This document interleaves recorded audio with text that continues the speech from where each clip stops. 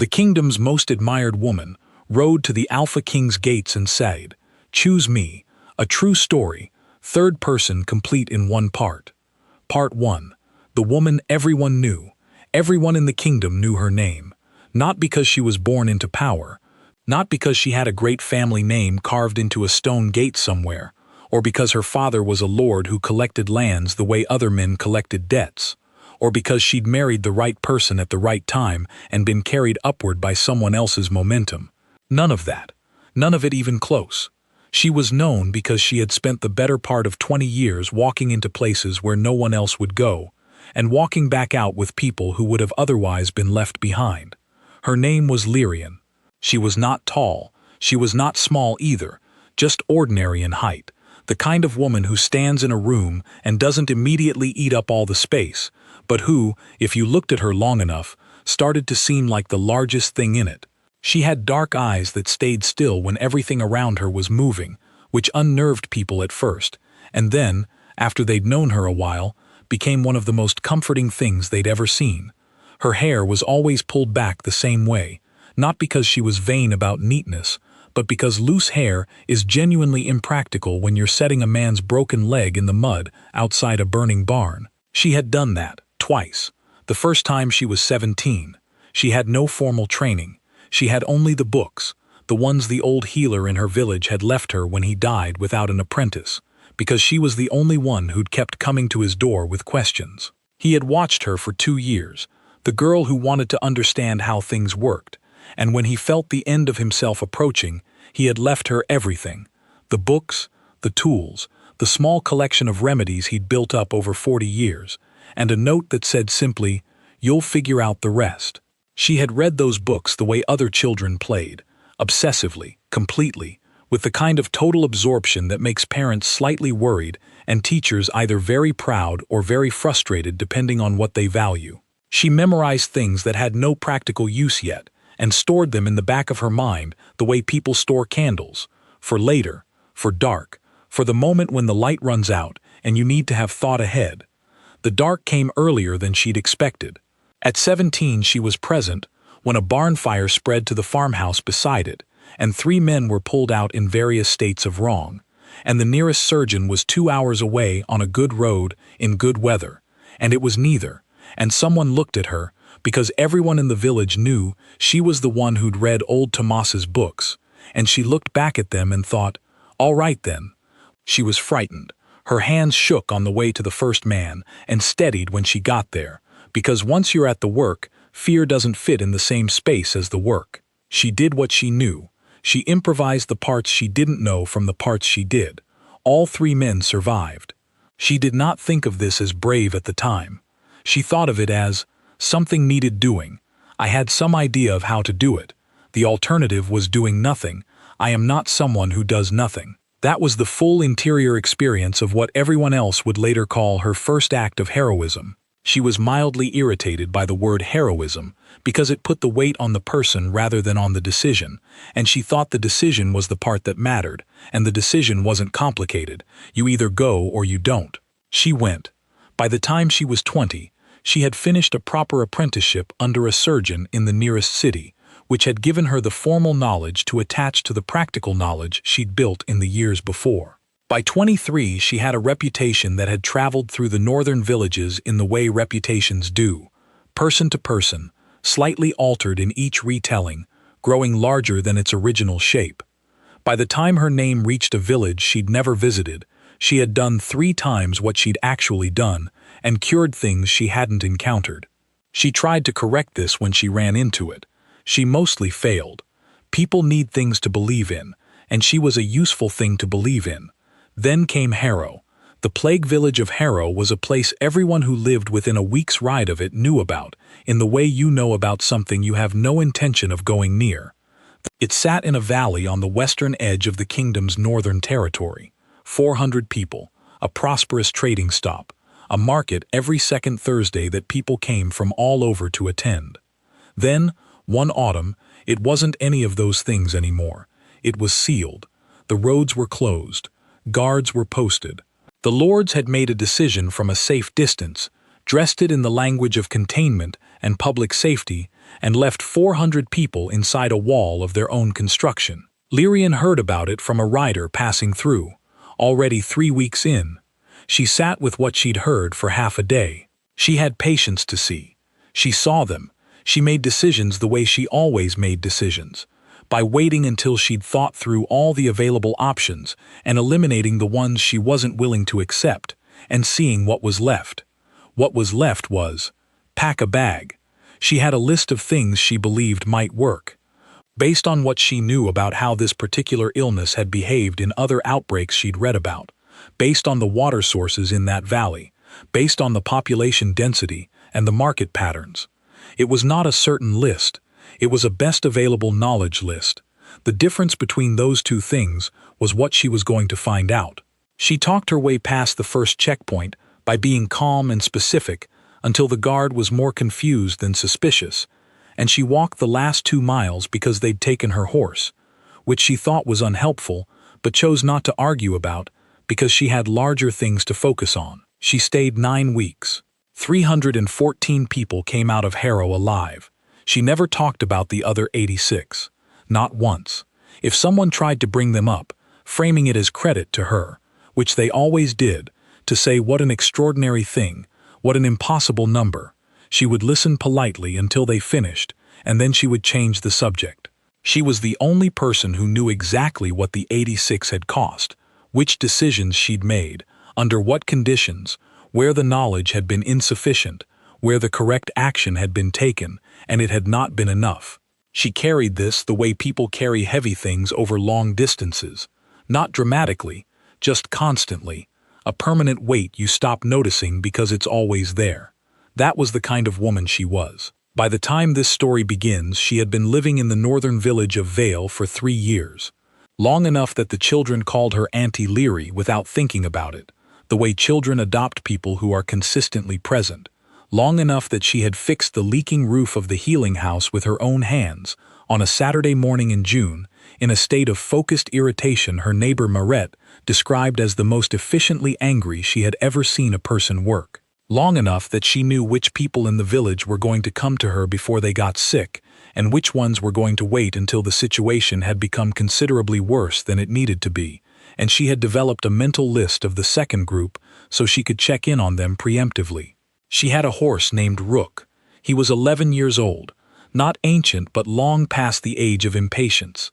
He had deep and considered opinions about weather, about early mornings, and about strangers with unpredictable energy. He had carried her into more difficult places than most soldiers had ever been, and he had the kind of permanent low-level suspicion of strangers that develops in animals who have been present for too many situations that began quietly and got very loud. She fed him well and talked to him daily, and never asked more of him than he had. In return, he carried her without complaint and pressed his nose against her shoulder whenever she stood at the edge of something hard, a gesture she had come to understand as his version of, "I know, I'm here, keep going." She had genuine friends. There was Dova, the midwife in the next village, with whom she exchanged letters weekly, letters that covered cases and observations and the general state of things, and sometimes just the small details of an ordinary life, which Lyrian had come to believe were as important as the large ones.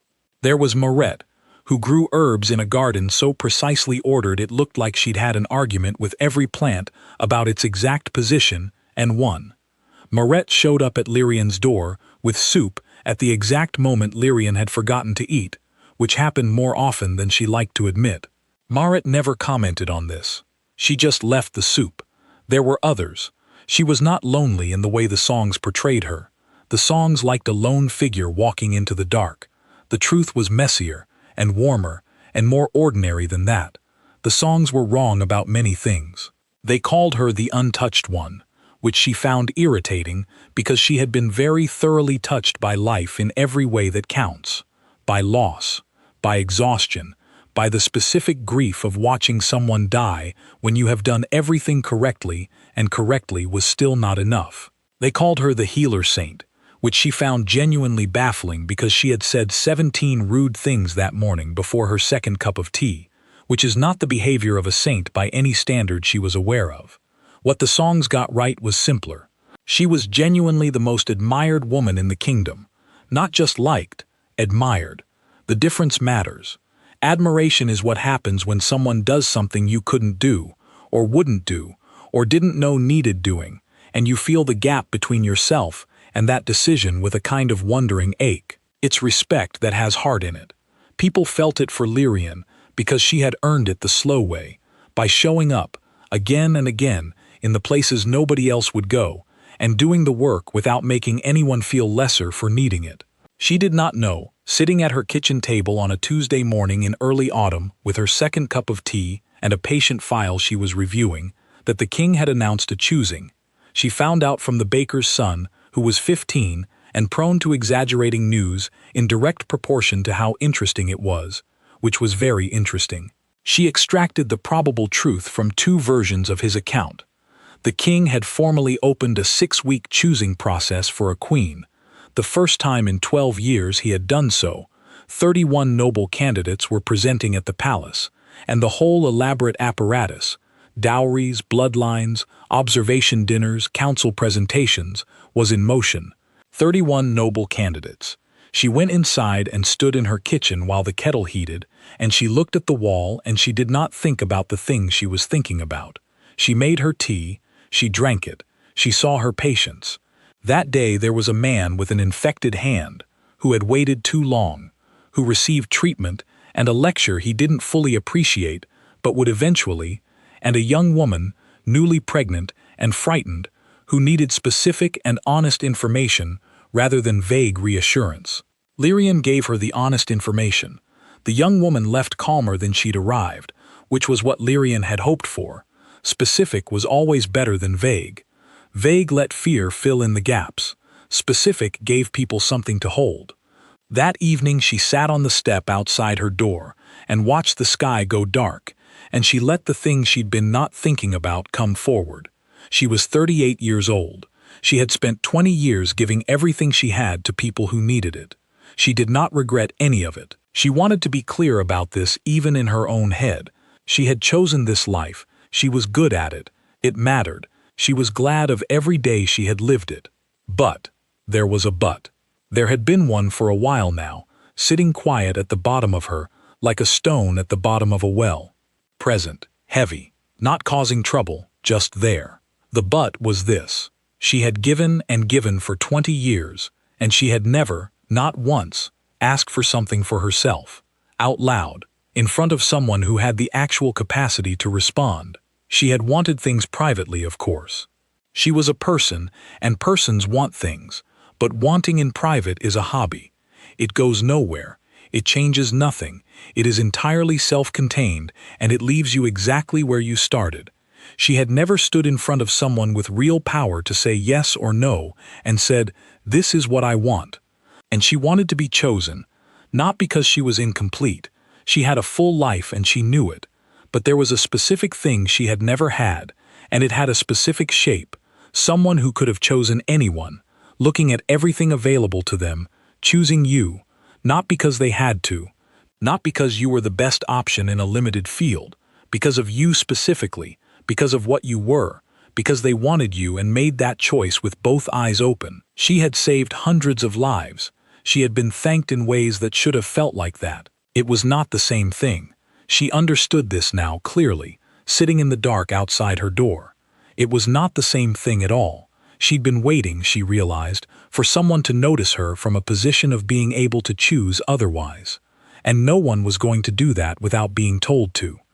People did not ride to your village to choose you if they didn't know they were supposed to. She would have to go to them. She went inside and counted her money. She went to bed. In the morning she got up before dawn, before the village was awake, and saddled Rook. He expressed his opinion of the hour. She gave him extra grain, told him she was sorry but it was important, and he accepted the grain with dignity and maintained his position on early mornings. She left a note for Merit. She left instructions for her patients. She checked that the roof was holding. It was. She rode south in the dark before the rest of Vale woke up. Part 2. The Road. It was 4 days' ride to the capital, through countryside that was doing what early autumn does, going golden and unhurried, the light coming in at an angle that made everything look slightly more significant than usual.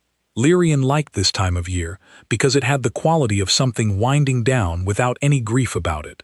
Just naturally concluding, turning into the next thing without drama.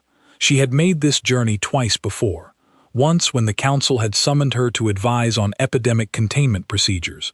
Once more, 2 years later, when they'd summoned her again after ignoring her advice the first time and getting the result she'd told them they would get.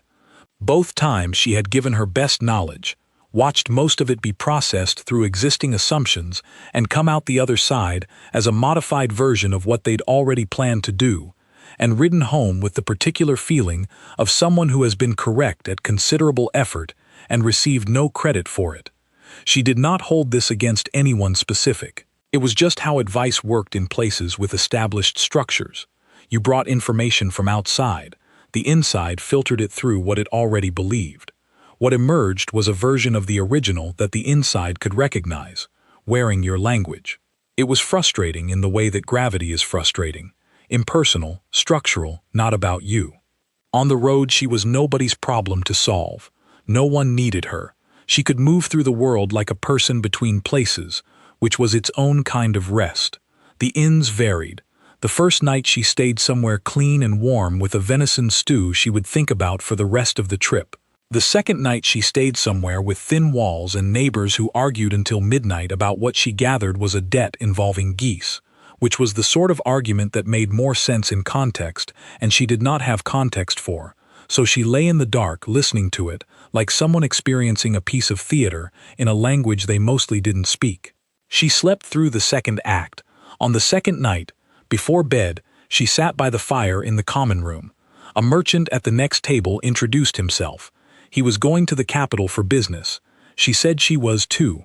He asked what kind. She paused, decided on honesty. The choosing, she said. He looked at her. She watched him try to make the pieces fit and fail. She was the wrong age, the wrong dress, the wrong kind of aloneness for any category he had available. A candidate? He asked carefully. No. The candidacy period ended 2 weeks ago. Then, I'm going anyway.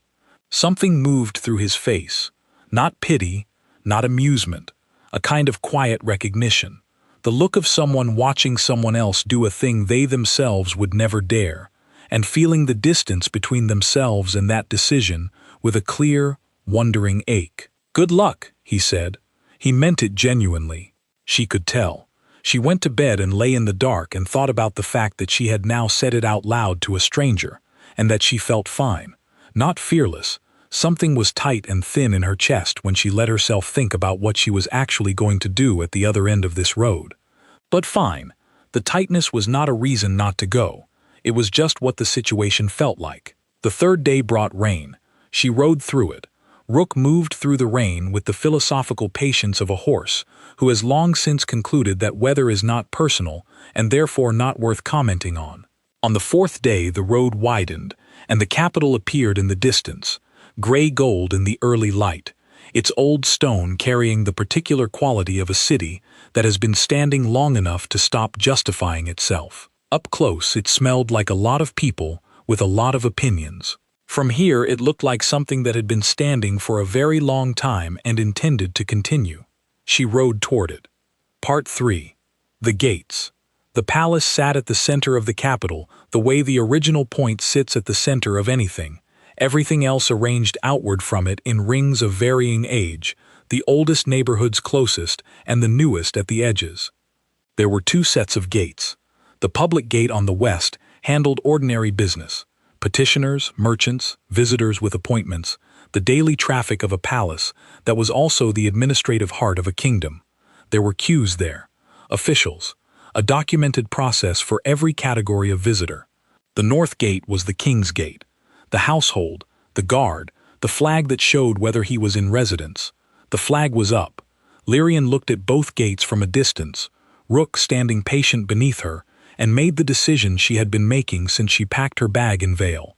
She was just admitting it more fully now. She went to the North Gate. She went there because she was not a petitioner. She had not come to request a meeting through proper channels. She had not come to be assessed or evaluated or placed in a queue. She had come to say something, and she was going to say it at the gate that made it clear she understood what she was doing, even if what she was doing had no official category. She stopped Rook in front of the iron gates and waited. A slot opened in the gate, a narrow horizontal opening at eye level, designed for exactly this moment. A guard looked at her through it, with the professional neutrality of someone whose job required them to encounter unexpected things without showing surprise. "Name and purpose," he said. "My name is Lyrian," she said. "Healer. I was in Harrow 9 years ago. I have been practicing in the north for the past 3 years. Your purpose. Tell the king," she said, "that the most admired woman in his kingdom has come to his gate on her own horse, with no appointment, no formal candidacy, no dowry, and no bloodline worth entering in official records. Tell him I came here myself. Tell him I am choosing to be chosen." On the other side of the gate she heard voices. Deliberating. Not arguing. Deliberating. The specific sound of people trying to determine what category a thing fell into, and finding that no available category fit. She waited. Rook stood with his ears forward and his expression unchanged. He had stood outside a great many things in his life. He had opinions about most of them, but this was one of those situations where the appropriate response was to simply wait and see what happened, and he was good at that. Lyrian sat in the street, in front of the iron gate, and she thought, this is where you find out what kind of person you are. Not in the moments when things are easy, in the moments when you've said the thing that cannot be unsaid, and it is out there now in the world, and the gate is either going to open or it isn't, and you cannot take it back, and you are sitting with that. She found out she was fine. Not unafraid. There was something pulled and tight in her chest, the feeling of a decision that had been made and could not be revised. She had said her name, she had said what she wanted. That was done, and she was at peace with it being done, whatever came next. The gate opened. Part 4. The King. They took her horse with care. A stable boy who assessed Rook practically and then softened, the way people sometimes do in front of an old animal who has clearly been somewhere. She was walked inside by guards who were professionally distant in a way she didn't take personally. The palace was quieter than she'd expected. Heavy stone absorbs sound differently than it reflects it, and what she moved through was a deep, cool quiet that felt like a different material from the ordinary air of the street. She found herself thinking, I like it here. She hadn't expected that.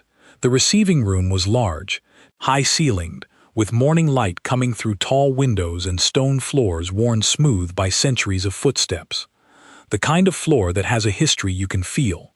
She liked the floor. She liked the room.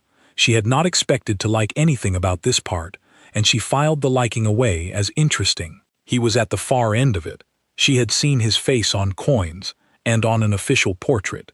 Both versions presented a man who looked like the idea of a king, authoritative, composed, the face of someone who had professionally learned to give nothing away.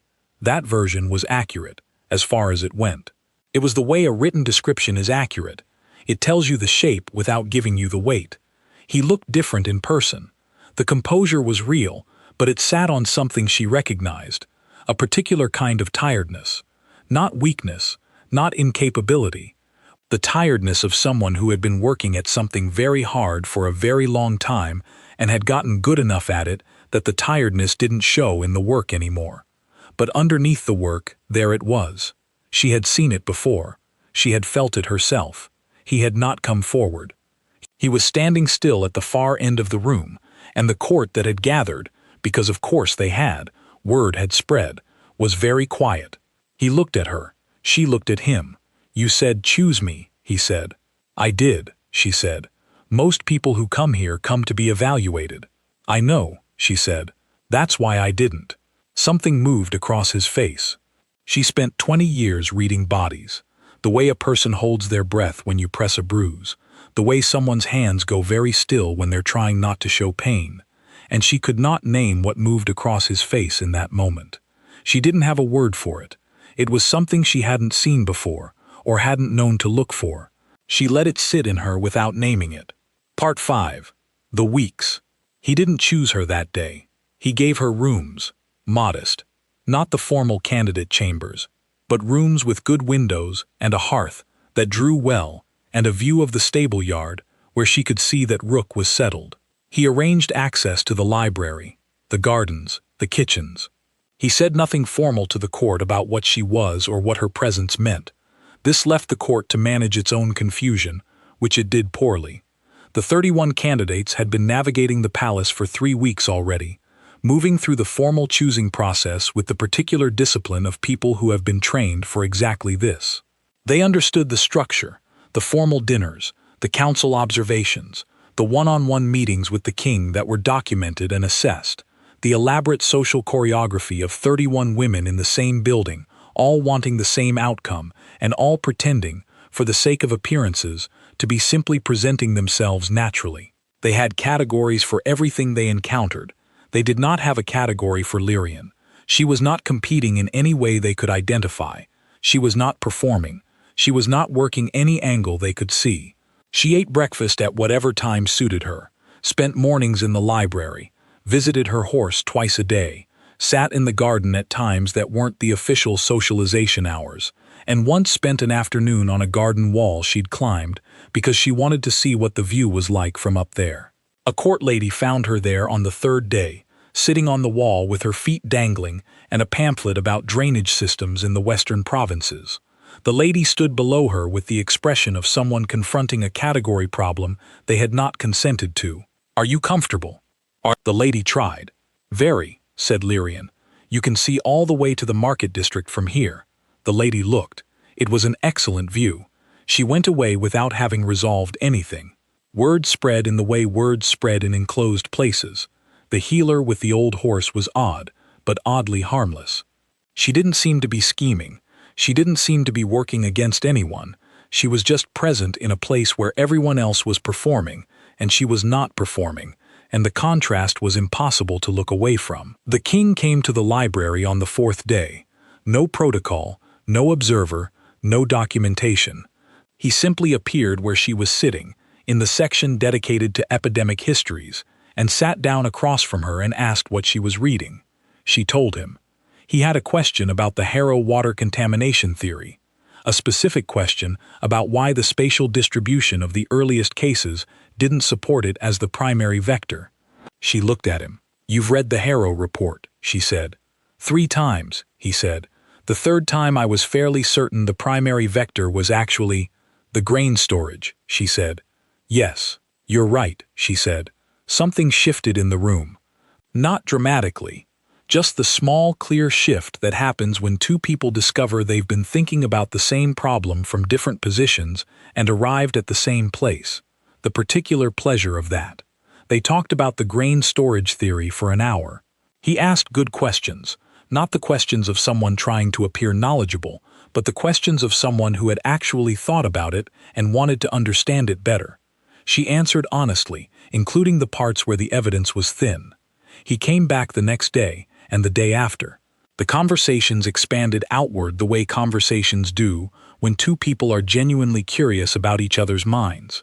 From epidemiology to water management in the drought regions, from the border villages she'd worked in over the years to what he'd been trying to do about the western trade routes, and why the council kept finding procedural reasons to delay it. From policy to philosophy, and from philosophy to what she'd found, over 20 years, about the fundamental problem of getting people with institutional authority to act on realities they couldn't personally see. She had things to say about this. She had been working this problem from the ground up for 2 decades, and she had hard-won knowledge about it that no council member had. He listened in the way she had come to think of as rare, with the full weight of his attention, following her reasoning all the way through, asking questions from inside the argument rather than circling it from outside. When he disagreed with something she said, he said so directly and specifically, which she preferred to the alternative. She noticed, with a clarity that surprised her, that she was looking forward to these conversations, that she was thinking about things he'd said 3 hours after the conversation ended, that she'd noticed, on the one day he hadn't come to the library, that the library felt different without him in it, and she'd been irritated by this, not by him, but by herself, for having arrived somewhere she hadn't planned to go. She had planned to ask for what she wanted, accept the answer, go home. She had not planned to like him. She had not planned to find herself genuinely interested in how his mind worked, or to recognize in him the same orientation she recognized in herself, the tilt toward the work, toward the problem, toward whatever was most pressing, at the expense of what was right in front of you. She had spent 20 years being the person who went toward the hard thing. She had not expected to meet someone else whose instinct was the same, and feel, not comfort exactly, recognition. It was inconvenient. Among the candidates, the responses to her presence ranged widely. Most were gracious. They had been trained to navigate complexity with grace, and she was a complexity. A few were cool. Near the end of the second week, one of the older candidates sat down next to her without preamble and said, "I want you to know, I don't think what you did was wrong." Lyrian waited, coming without a formal candidacy, asking directly. The woman paused. "I think most of us wish we had done something like that. At some point, asked for something out loud." She said it with a flatness that meant it was true, and had been sitting in her for a while. "It's not easy to do," Lyrian said. "No," the woman said, "especially when you've spent your whole life being told that asking for yourself is presumptuous." She got up and went back inside. Lyrian watched her go and thought, "She is going to be fine." Whatever happens in this choosing, wherever she ends up, she has already started arriving at something important. Part 6. The Courtyard. On the fourth night, Lyrian went to the stable yard to see Rook. She went every day. This was not unusual. He had settled into the palace stables by training the stable boy assigned to him to bring grain at a precise time through the method of standing directly in the boy's path and staring at him until he did it. The stable staff found this funny at first and had come to simply accept it. He was, by all accounts, content. She sat on the edge of the stone trough and talked to him about nothing in particular. She did this every evening because he liked the sound of her voice, and she liked the act of talking to someone who had no agenda and no opinion about what she should do next, and no capacity for awkward responses to things she said. She was telling him about the drainage pamphlet she'd read, which had some genuinely interesting implications for the Western Territories if anyone in authority was willing to act on them, when she heard footsteps crossing the yard. She looked up. Edric. Not in formal clothes, plain ones, the kind a man wears when he is done being the king for the day and wants to be a person for an hour. She had noticed this in people who held heavy positions, a quality of slight loosening that happened when the professional weight came off, a version of themselves that was the same person but differently calibrated. He saw her.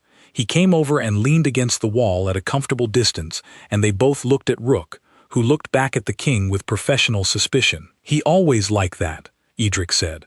"He has standards," she said. "He's been carrying me into hard places for 11 years. He's earned the right to be choosy about people." They were quiet for a moment. Not an uncomfortable quiet. The quiet of two people who have spent enough time talking to each other that silence between them is just another form of being in the same place. Then he said, "Why did you really come?" He meant it genuinely. Not doubting what she'd said at the gate, believing it, but asking if there was more underneath. She looked at Rook. The yard smelled like horses and hay and old stone. Above them the sky was going deep blue, the first stars beginning to appear. "Because I have spent 20 years giving everything I had to people who needed it," she said. "I don't regret it. I would do every bit of it again. But I realized, somewhere in the middle of those 20 years, that I had never once, in front of someone who had the actual power to respond, said, 'This is what I want.' And what you want," he said, "is to be chosen. Yes, by me specifically." She considered being fully honest about this in front of him, which was harder than being honest with herself alone. "I didn't know that when I rode here," she said. "I knew I needed to ask. I thought, whoever it was, whatever the answer, it was the asking that mattered, the saying of it out loud to someone who could actually hear it." "And now," he said. The third star appeared. "Now," she said, "I find I am considerably more invested in the specific answer than I had planned to be." She said it to Rook, not to Idric. Rook pressed his nose against her shoulder, which was his way of saying, "I know. I'm here." The king said nothing. She went inside without knowing what the silence meant, and she lay awake for a while looking at the ceiling of her room, and she thought about it, and did not arrive at an answer, and went to sleep without one. Part 7. The morning. The 6th week arrived, and with it the particular atmosphere of a conclusion approaching. The ceremony was a week away. The court moved differently, more deliberate, more aware of itself, everyone adjusting their position relative to the outcome they expected. Lyrian began to pack, not in grief, not from defeat.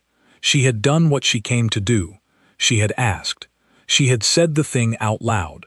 She had stayed 6 weeks. She had been present, and she was honest enough with herself to know that she was not someone who could stay past the useful point, waiting indefinitely for something she had no way of accelerating. She had walked away from Harrow when it was done. She had left the capital both other times. She knew how to recognize the end of what she could contribute. She cleaned her kit bag. She sorted through what had accumulated in her room. She went to the stable and told Rook they would probably be leaving in a day or two, and he received this news with the resignation of a horse who had always known that places were temporary. She was in the stable yard checking the tack on his saddle, not to leave yet, just to be ready, when she heard her name. She turned. Edric was standing at the yard entrance. Plain clothes. Something about him different from every other version she'd seen. Not looser, and not composed in the formal way. Something else. The specific quality of a person who has been coming to a conclusion for a long time and has finally, fully arrived at it. Who is standing in the place the conclusion brought them, and the standing there is itself a kind of answer. He crossed the yard. He looked at the half-saddled horse. He looked at her. "You're preparing to leave," he said. "Possibly," she said. "I hadn't fully decided yet. I have something to say before you do," he said. "Before the ceremony, I want to say it to you first, without the court and the documentation and all the formal weight of it. Before any of that," she waited. "You were right to come," he said. "I should have come to find you. I have known your name for 6 years. I have read everything documented about Harrow and the other places and what you've built in the north over the past 3 years.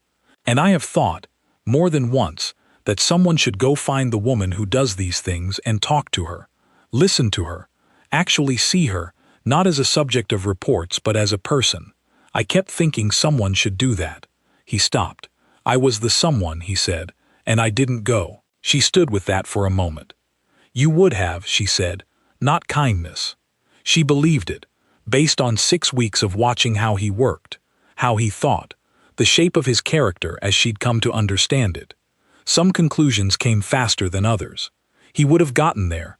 "I can't promise I'm easy to be with," he said. "This," he gestured at the palace, at everything it represented, "takes up a great deal. I get absorbed in problems that feel more urgent than the people in front of me. I have been told this, by people who cared about me enough to say it." "I know that problem," she said. "I know you do," he said. "I think that's part of why I kept coming back to the library." She understood what he was saying.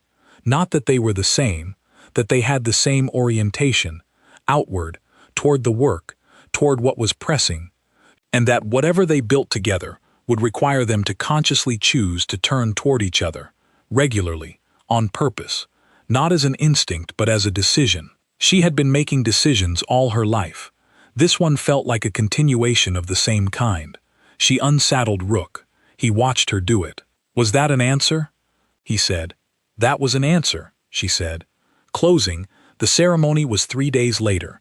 She stood in her own clothes. He stood in his formal dress. They made the declarations the ceremony required in front of the court, and the witnesses and the scribes with their scrolls. And it was done. Official. Recorded.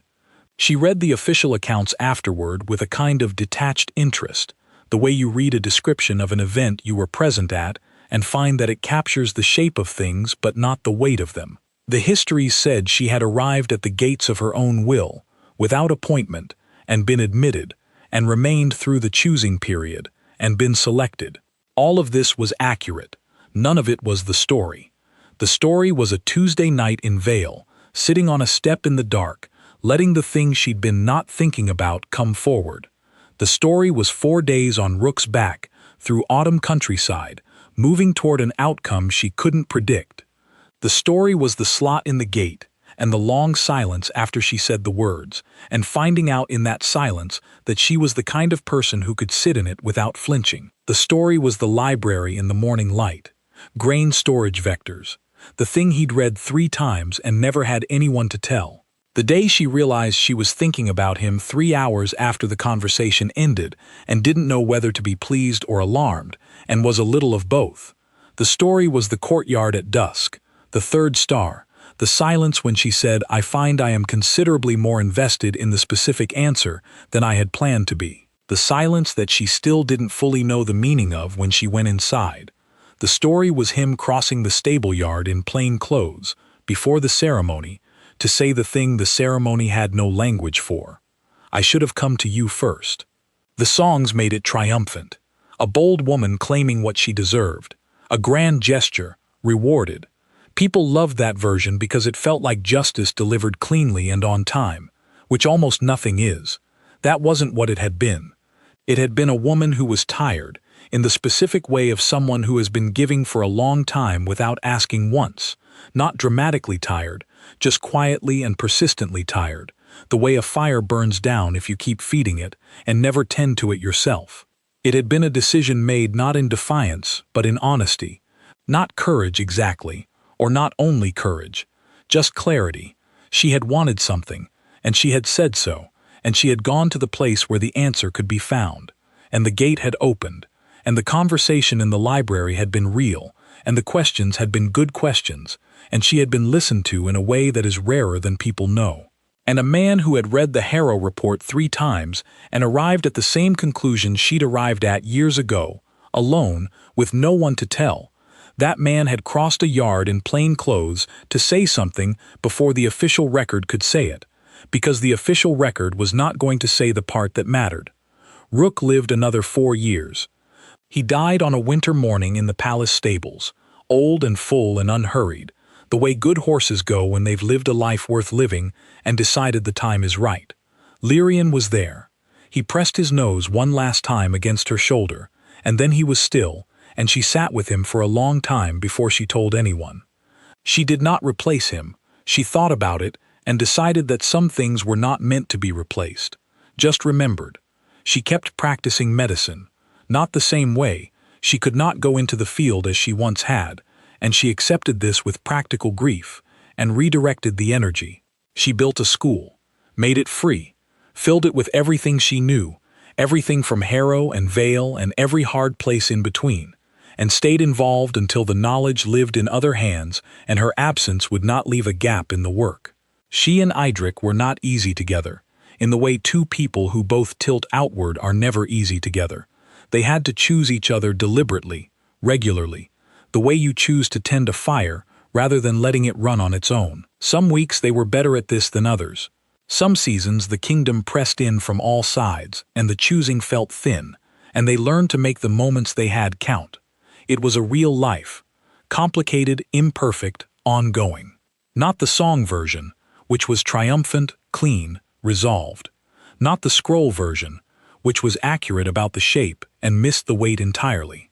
A real life, built from a real decision made on a step in the dark in an ordinary village in the north, because one evening a woman who had given everything she had for 20 years decided that giving without asking was not the same as choosing, and she was tired of the difference. She had said what she wanted, she had gone to the gate, she had knocked, and the gate had opened.